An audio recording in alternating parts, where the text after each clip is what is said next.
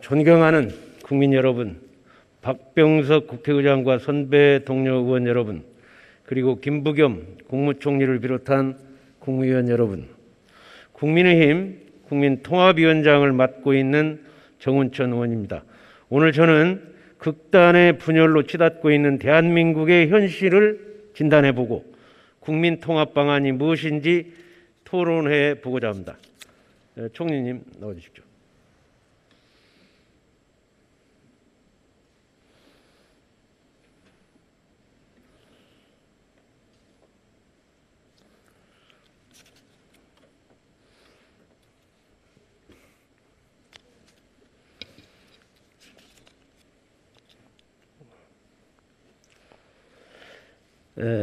총리께서는 대구에서 지역주의를 극복하고 국민통합을 신념으로 정치를 해오셨고, 총리 임명 전까지 민주당 국민통합위원장으로서 국민통합에 앞장서 왔습니다. 저 또한 똑같은 신념으로 국민의힘 국민통합위원장으로 노력해오고 있습니다. 총리님, 국민통합이 시대정신이요 이 시대의 최고의 과제라고 생각하는데 어떻게 생각하십니까? 최근 젊은이들 사이에서 또 다른 자기들 시대의 아픔과 과제에 대해서 말씀이 있지만 국민 통합이야말로 대한민국 공동체가 버틸 수 있는 가장 근본적인 토대다, 저는 그렇게 생각합니다. 문재인 정부가 4년 동안 정책을 해오면서 제가 좀 달라진 게 뭐가 있나 좀 살펴봤어요.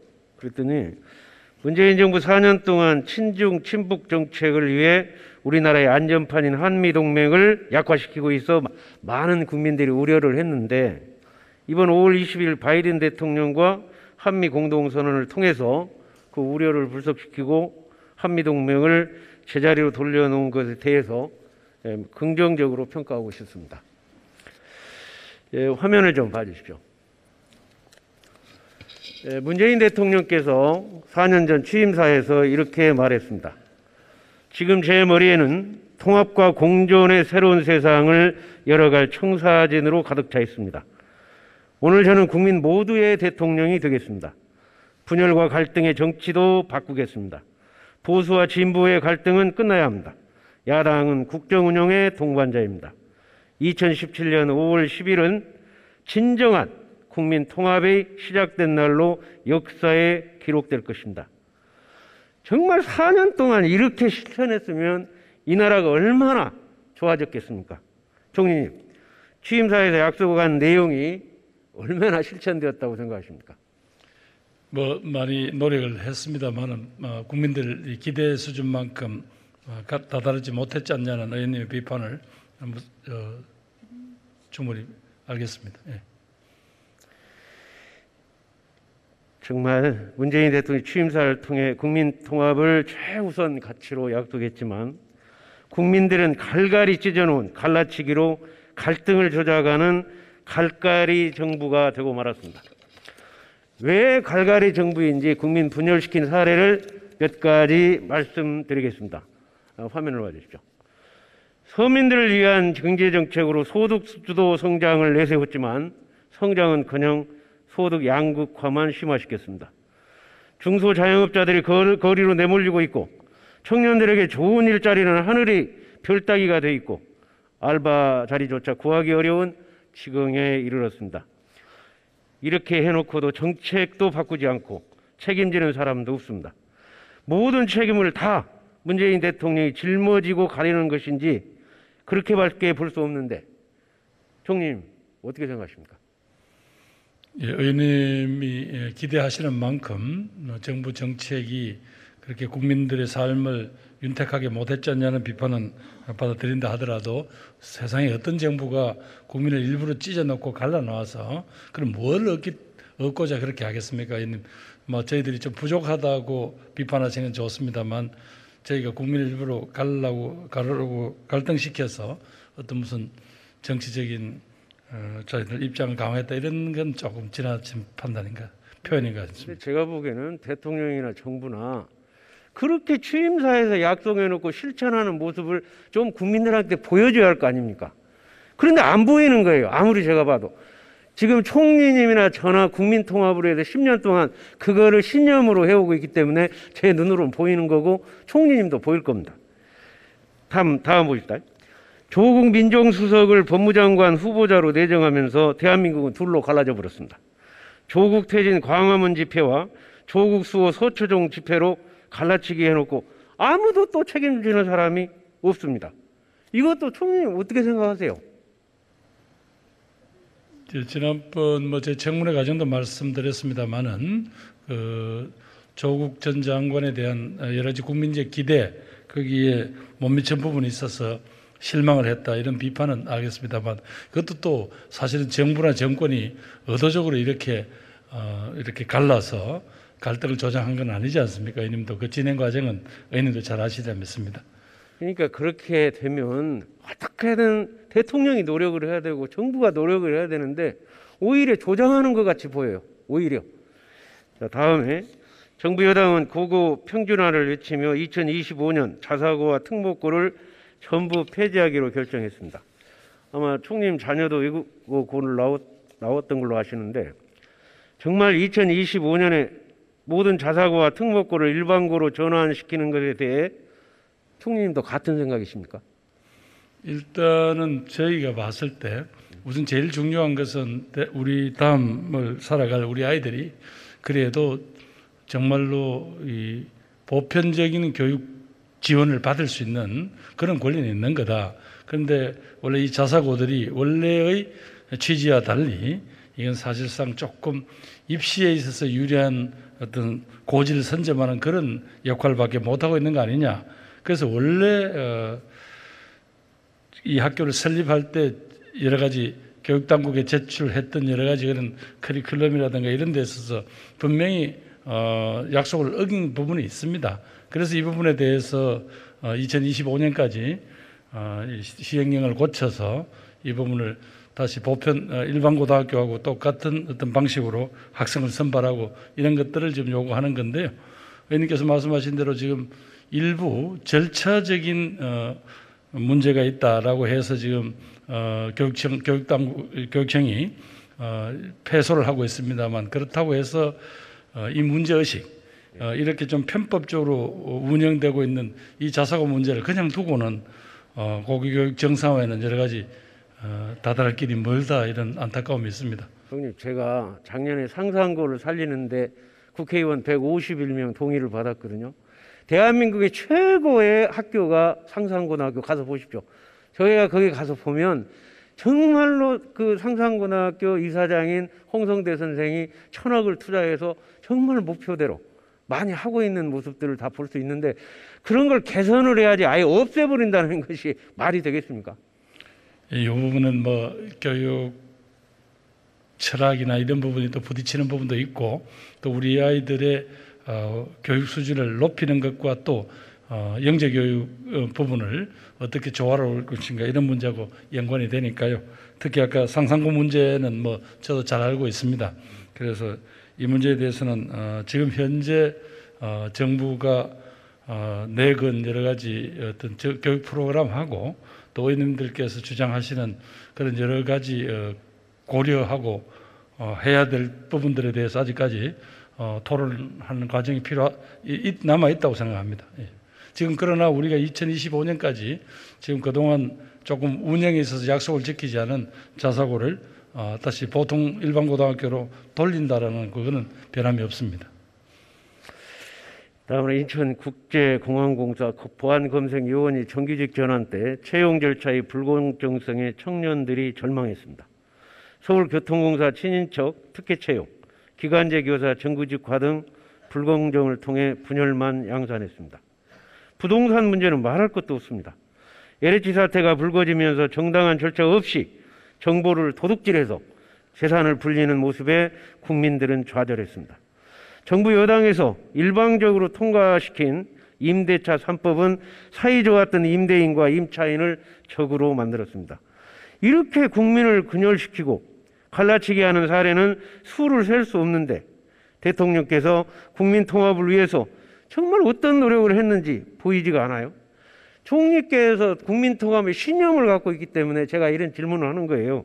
과연 앞으로 1년 남았는데 어떻게 좀 해보실 그런 안을 어떻게 갖고 계십니까? 예, 우선은 뭐 제가 아직까지 시작한 지가 한 달, 여러 가지 제가 기본적으로 해야 될 업무를 하기에도 지금 아직은 조금 제가 힘에 부칩니다. 그러나 조금 제가 업무 파악이 되고 또 그 부분에서 의원님이 지적하신 그대로 정부가 조금 더 의지를 갖고 배려를 했더라면 이렇게 크게 오해를 받거나 혹은 정책적 오류로 나타나지 않을 부분들이 혹시 있다면 그런 부분들 하나하나 고쳐나가겠습니다. 의원님 지적하시는 것 중에서 또 아마 그런 데 해당될 수 있는 부분도 있지 않겠나 생각됩니다. 총리님이 입각하실 때 조건 달고 들어가서 바로 했어야 합니다. 시간 얼마도 안 남았는데 이제 준비해갖고 언제 합니까? 다음 드리겠습니다. 41년 만에 처음으로 5.18 민주항쟁 추모제 유족회 초청을 받아서 국민들께 울림을 드렸습니다. 저는 국민의힘 국민통합위원장으로서 5.18 단체와 18년째 수건사업이었던 공법단체를 법률화하는 내용을 중심으로 19차례나 만나면서 40년간 얼어붙었던 마음의 벽을 녹일 수 있었습니다. 화면에서 보시는 바와 같이 박관현 열사의 누님께서 제 손을 꼭 잡으며 건넨 한마디는 이제 하나가 돼야 돼요 였습니다. 팩트 차원에서 하나 말씀드리면 5.18 민주화운동 공식 규정, 5.18 묘지를 국립묘지로 5.18 법정기념을 제정한 것도 모두 국민의힘 전신인 신한국당 김영삼 정부에서 이루어졌습니다. 그것을 바탕으로 5.18 때 사형 선고를 받았던 김대중 대통령은 정치보복을 하지 않고 광주 민주화운동을 국민통합으로 승화시켰습니다. 이제는 광주 5.18 정신은 특정 진영의 전유물로 생각해서는 안 됩니다. 5.18 정신이야말로 대한민국의 국민 대통합 정신으로 승화시켜야 된다고 보는데 총리님 견해를 말씀해 주십시오.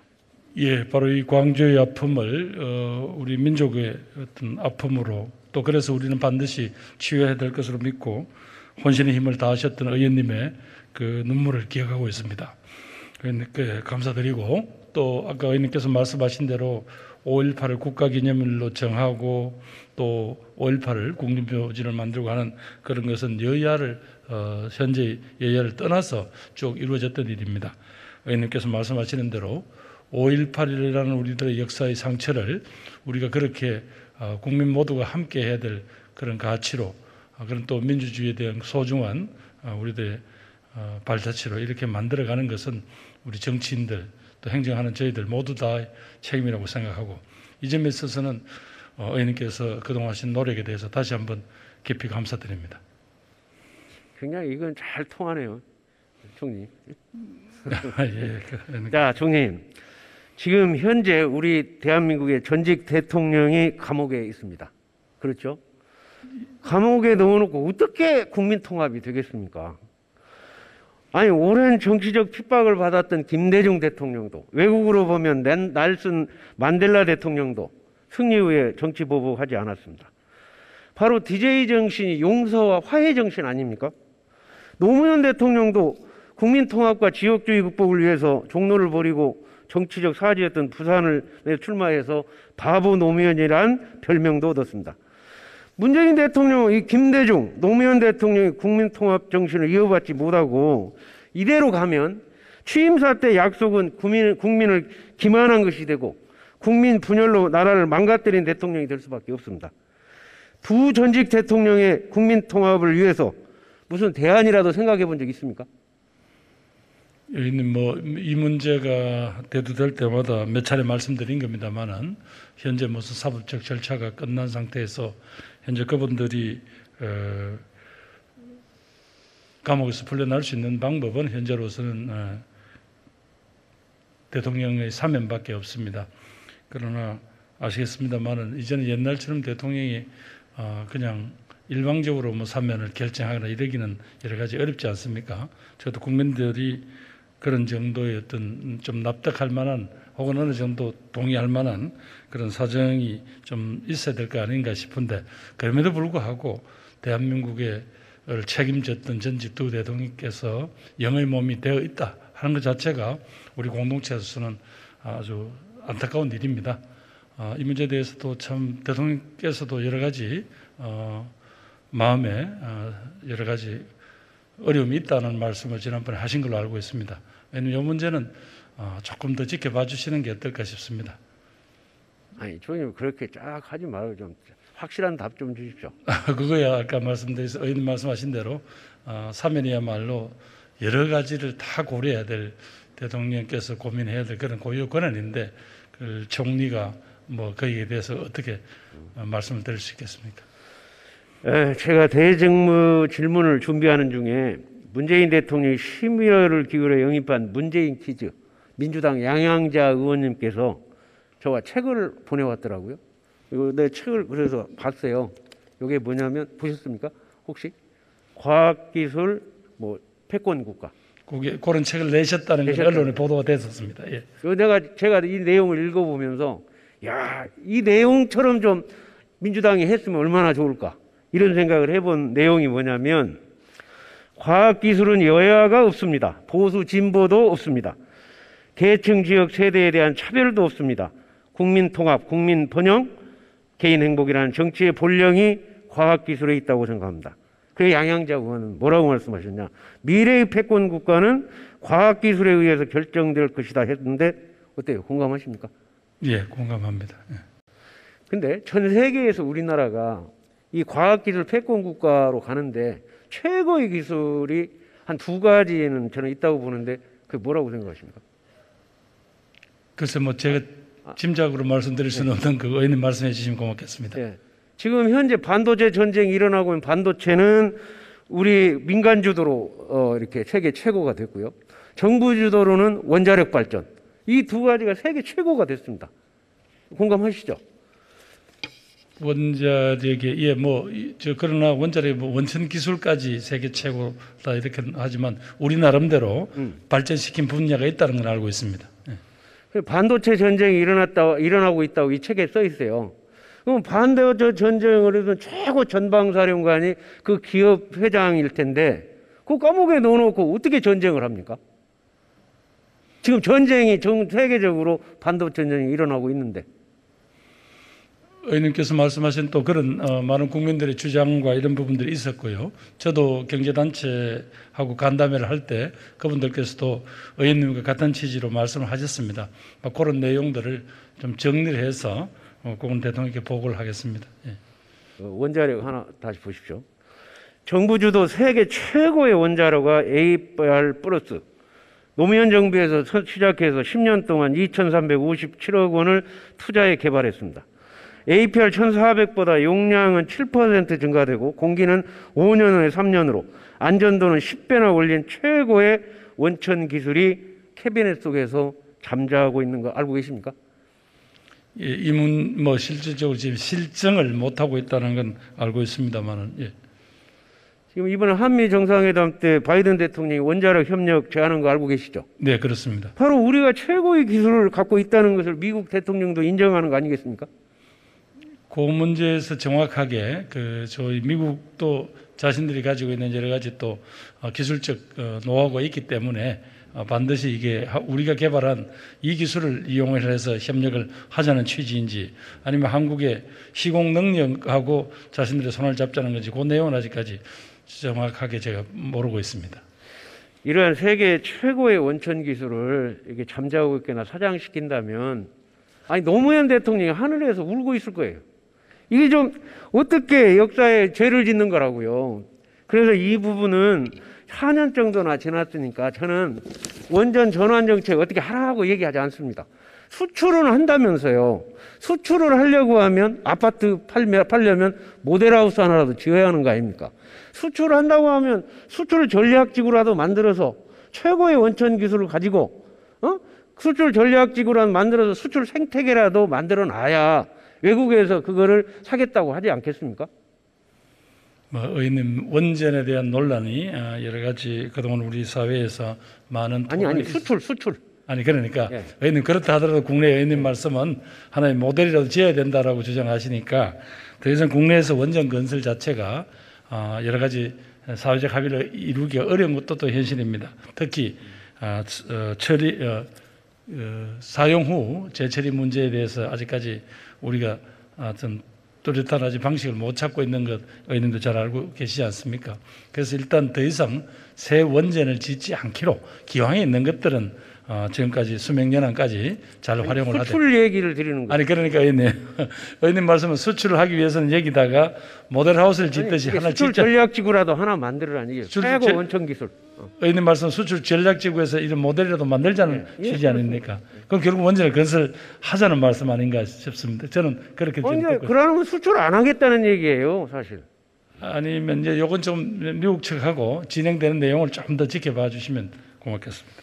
정말 양항자 의원님이 말씀이 이 문재인 퀴즈로 양항자 의원님이 과학기술 패권국가 이거 꼭 좀 책 좀 읽어보시고 이 대통령과 함께 이 좀 건의해서 이거 바로 국민 통합으로 가는 길이에요.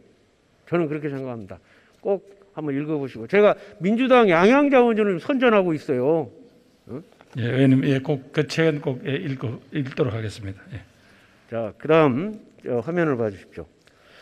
정말 지금까지 우리 수도권 중심으로 편중된 정부 정책에 따라 교통망이 남북쪽 위주로 구성되어서 동서축은 광주, 대구 고속도로 하나 외에는 꽉 막혀 있어요.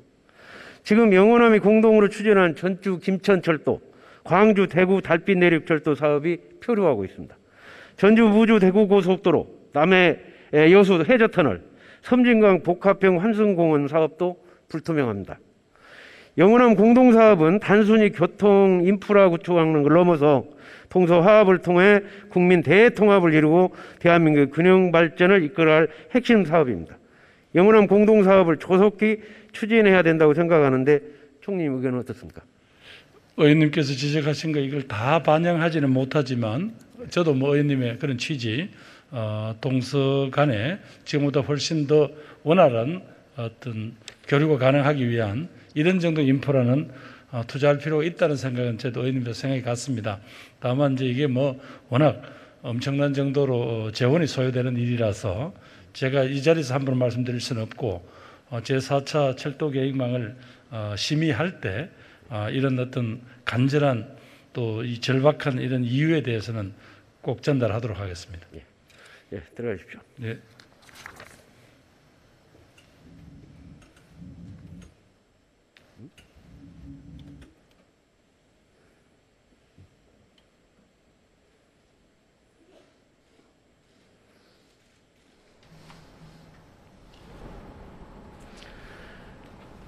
존경하는 국민 여러분, 우리나라의 사회 갈등으로 인한 경제적 비용이 246조 원으로 OECD 국가 중 가장 높다고 합니다.